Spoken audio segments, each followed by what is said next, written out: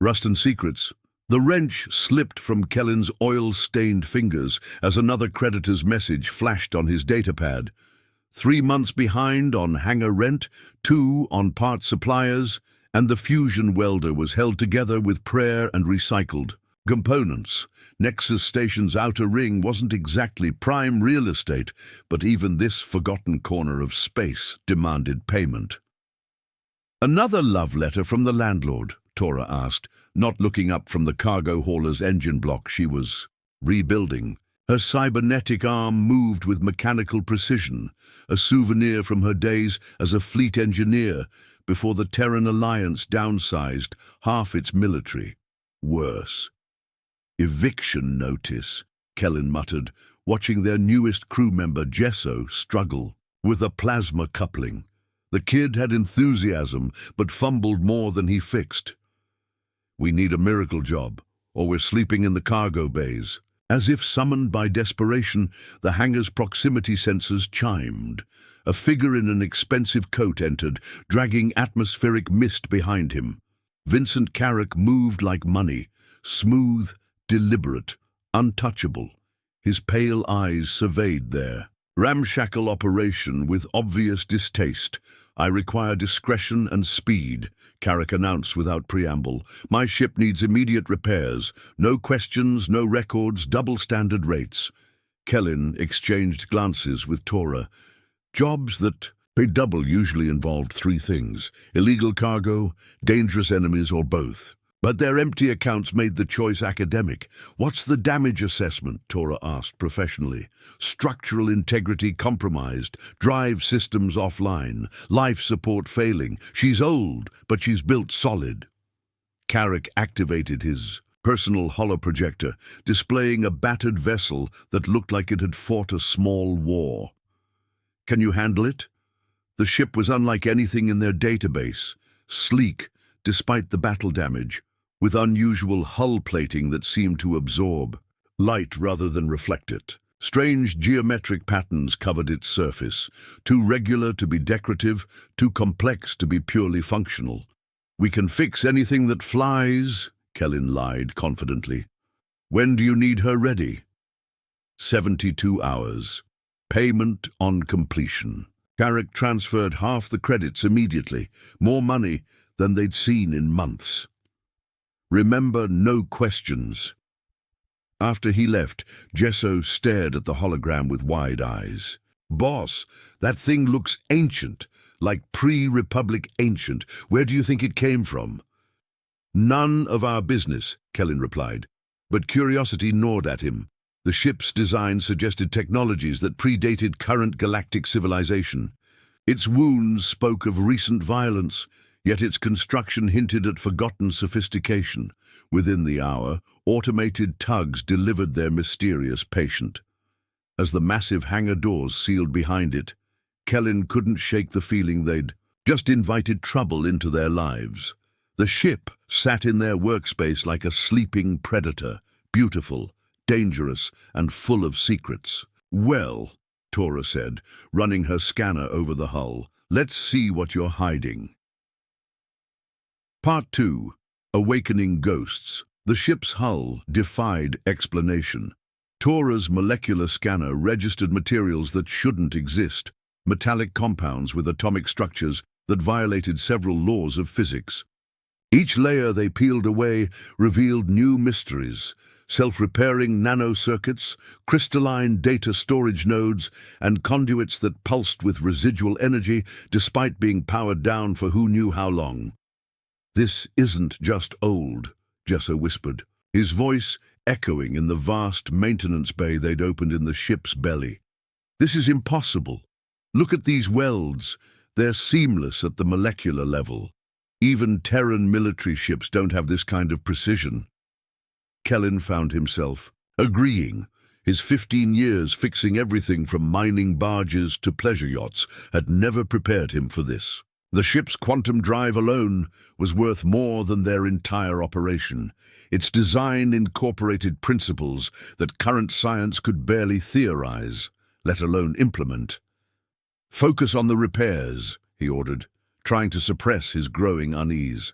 We're not archaeologists, but the ship seemed determined to tell its story. Hidden panels revealed themselves under their tools, exposing chambers filled with equipment that hummed with latent power. The navigation computer contained star charts spanning the entire galaxy, with routes marked in a coding system none of them recognized.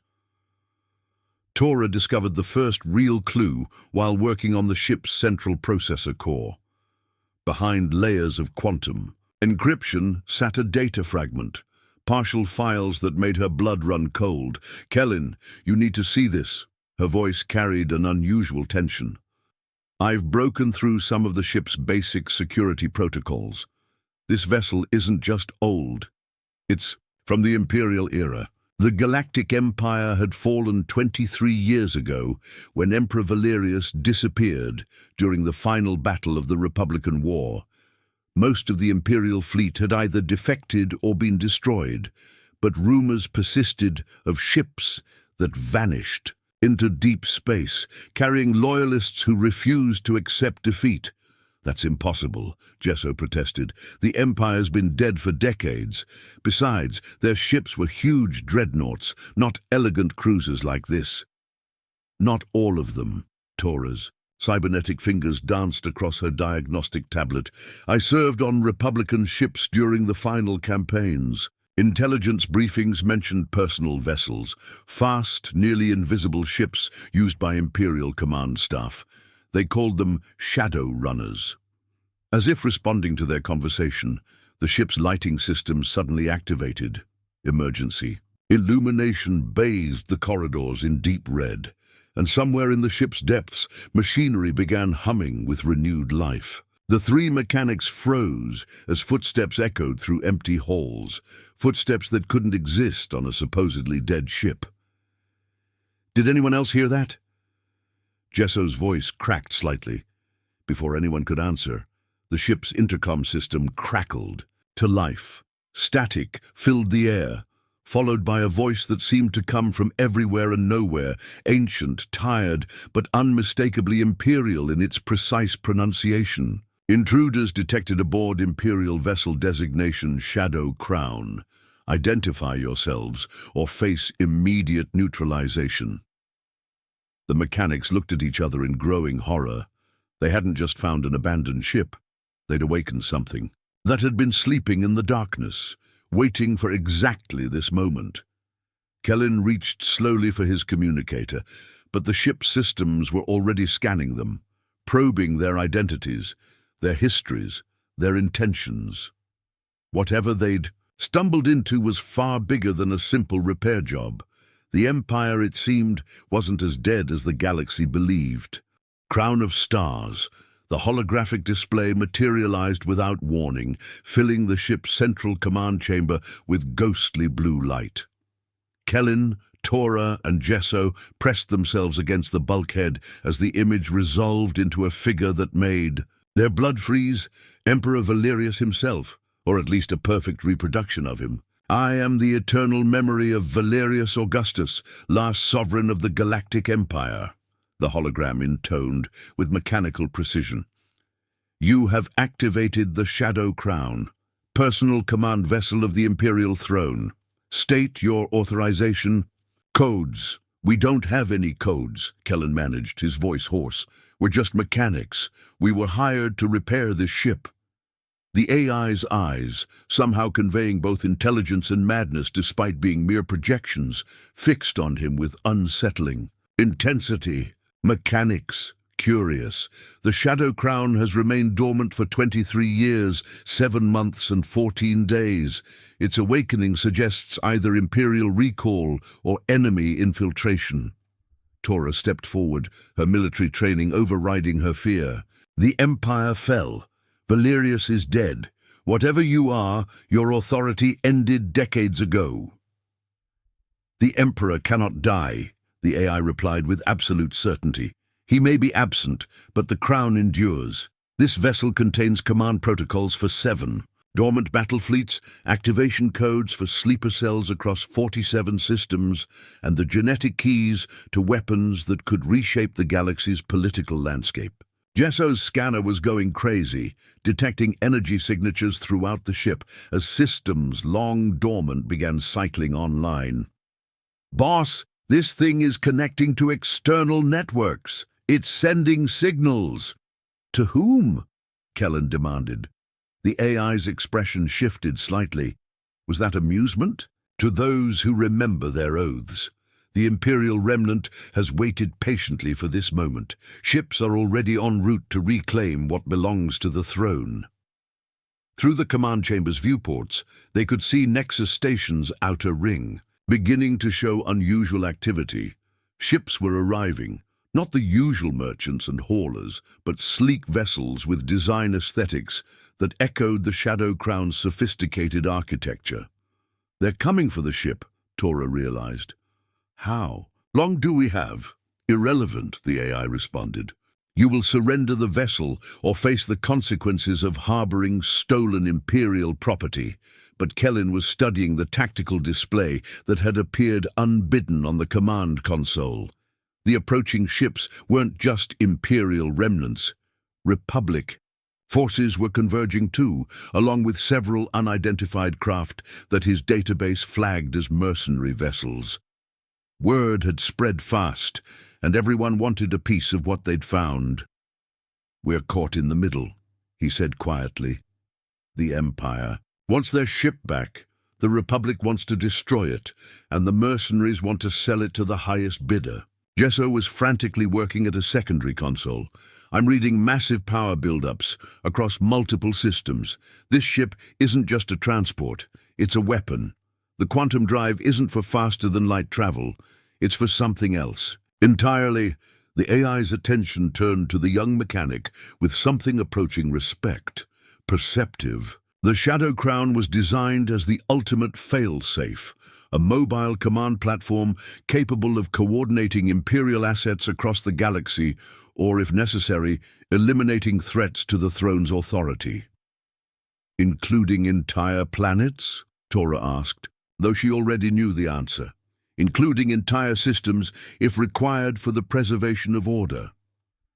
Outside, the first exchange of weapons fire lit up the darkness, as Republic and Imperial forces engaged each other around the station. They were trapped in the middle of a battle that could determine the galaxy's future, aboard a ship that could either save civilization or destroy it.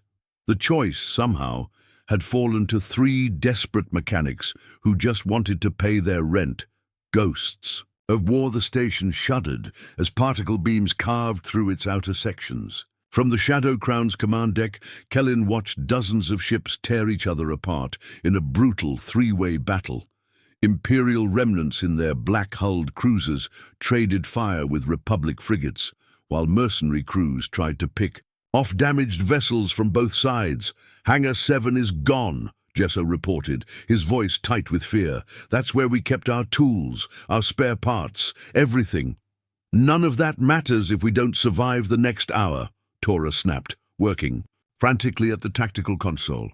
Her military experience was their only advantage in understanding the unfolding battle. "The Republic fleet will glass this entire section rather than let Imperial command codes fall into enemy hands."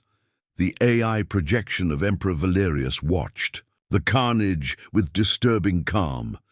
"The Republic fears what the Shadow Crown represents, proof that Imperial authority transcends death itself. They are correct to be afraid." "You're talking about starting another galactic war," Kellen accused. "Millions died when the Empire fell. You want to resurrect that nightmare?" "I want to restore order," the AI replied coldly. "The Republic has brought nothing but chaos. Border conflicts, trade wars, systems declaring independence daily. The galaxy bleeds because it lacks central authority." A massive explosion rocked the station as one of the Imperial cruisers lost containment on its reactor core. The blast wave sent debris screaming past their viewports, some pieces large enough to punch through unshielded hulls. "We need to get out of here," Jesso said, stating the obvious. "In what?" Tora gestured at their tactical display. "The Shadow Crown is the most powerful ship in this battle, but we don't know how to fly it. The moment we undock, every weapon in the system targets us. I can pilot the vessel, the AI offered. My neural pathways are integrated with all ship systems. Surrender control to me, and I will ensure our survival. Kellen felt the trap closing around them. Give the AI control, and they'd become passengers on a ship capable of conquering star systems. Refuse, and they'd die when the station's superstructure finally collapsed under the sustained bombardment. There's a third option, he said slowly, studying the ship's technical specifications that Gesso had managed to pull up. This quantum drive, you said it wasn't for faster-than-light travel. What's it really for? The AI's expression shifted slightly. Dimensional displacement. The Shadow Crown can phase shift through quantum space, making it effectively invisible to conventional sensors and weapons. For how long? Indefinitely. Though the energy cost is considerable, Tora caught on immediately. We ghost the ship. Disappear until this battle sorts itself out. And then what? Gesso asked. Even if we survive, we're still stuck with the most wanted vessel in the galaxy. Through the command chamber's speakers, they could hear station emergency broadcasts. Civilian evacuation pods were launching, but many were being destroyed by crossfire. Thousands of innocent people were dying because of the ship they'd tried to repair. We end this, Kellen decided. Not by giving the ship to any faction, but by making sure no one can use it for conquest. The AI's projection flickered with what might have been alarm. You cannot destroy the Shadow Crown. Imperial fail-safes prevent. Who said anything about destroying it? Kellen smiled grimly. You want to restore order? Fine, but we do it our way, not yours. He turned to his crew, his friends, he realized. 3 mechanics against the galaxy's most powerful factions, with only their wits and a ghost ship that could reshape civilization. Are you with me? Tora cracked her knuckles, cybernetic servos whining. Always. Gesso nodded, fear replaced by determination. Let's save the galaxy. Outside, the battle raged on, but inside the Shadow Crown, 3 ordinary people prepared to do something extraordinary. New foundations. The Shadow Crown phased back into normal space 3 days later, appearing like a phantom above the neutral world of Haven's Rest. The small planet served as a meeting ground for disputes too sensitive for official channels, a place where enemies could negotiate without losing face. Kellen stood in the command chamber, no longer feeling like an imposter. The past 72 hours had changed everything. While hidden in quantum space, they'd accessed the ship's complete databases, learning truths that would reshape galactic history. Signal incoming from the surface, Gesso reported from the communications station. He'd grown into his role with surprising confidence. All parties have agreed to the meeting. On the main viewer, 3 separate delegations were visible at Haven's Rest spaceport. Admiral Torres represented the Republic, her weathered face grim with suspicion. General Cathar led the Imperial remnants, his black uniform pristine despite commanding ships held together by stubbornness and pride. Between them, Captain Joe spoke for the mercenary guilds, practical people who preferred profit to politics. They're going to demand we surrender the ship, Tora observed. She'd assumed tactical command naturally, her experience invaluable in navigating the complex negotiations. Let them demand, Kellen replied. We hold all the cards now. The AI projection of Emperor Valerius materialized beside them, its expression unreadable. 3 days of conflict with its new crew had evolved into something resembling respect. You realize this gambit could fail catastrophically.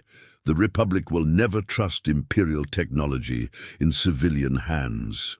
Then we'll have to prove them wrong, Kellen said simply. The shuttle bay doors opened, and their unlikely diplomatic party descended to Haven's Rest. The meeting hall was stark, functional, a neutral space designed to strip away pretense and force honest conversation. Admiral Torres spoke first, her voice carrying the weight of Republic authority. The Shadow Crown contains command codes for dormant Imperial fleets. Surrendering it to us is the only responsible course of action. Responsible. General Cathar's laugh was bitter.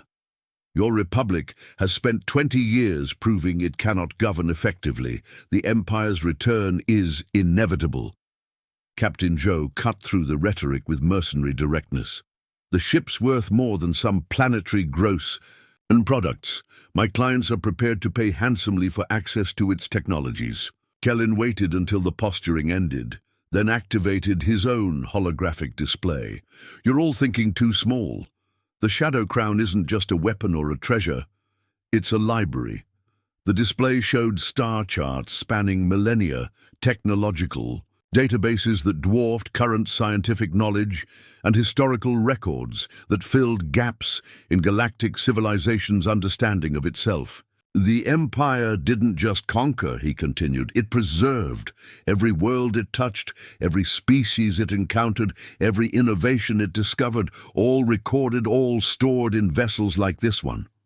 Tora stepped forward. We propose a new kind of organization. Not empire, not republic, not corporate.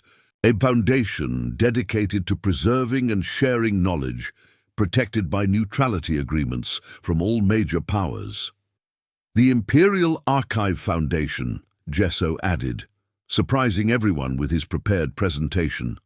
Mobile research stations, staffed by volunteers from every faction, sharing discoveries freely while maintaining political independence.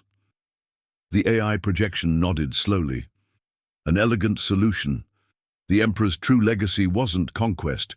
It was the preservation of civilization itself. Admiral Torres looked skeptical.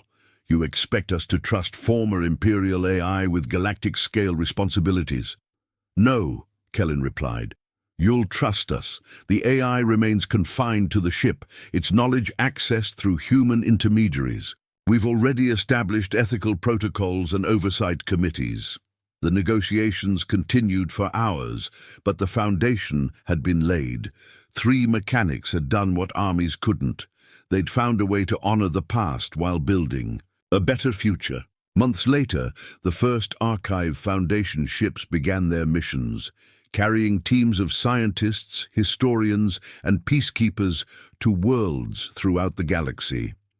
The Shadow Crown itself became a mobile university, its vast knowledge finally serving all sentient species rather than a single empire. Kellen often stood in the command chamber, watching star systems scroll past on the main viewer.